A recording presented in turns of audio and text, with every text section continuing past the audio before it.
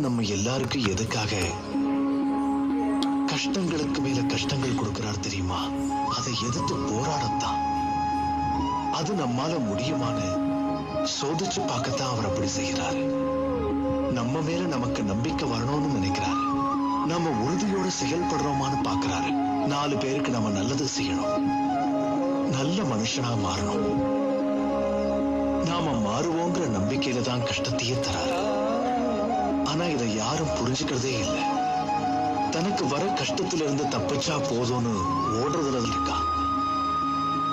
மனுஷனை நம்புறவன் அந்த கடவுளை இந்த விஷயத்துல நம்புறதே இல்லை. ஒருவேளை அப்படியே நம்பினாலும் சிரமம் இல்லாத வாழ்க்கை தனக்கு கிடைக்கணும்னு தான் வேண்டிக்கிறான். அதை எதிர்த்து போராடி சமாளிக்கணுங்கிறதும் கிடையாது. நம்பிக்கையோட வரக்கூடிய வாழ்க்கையை ஏத்துக்கணுங்கிறதும் கிடையாது. எது நடந்தாலும் அதை பார்த்து பயப்படாம அது நன்மைக்கு தான் நடக்குதுன்னு புரிஞ்சுக்கணும்.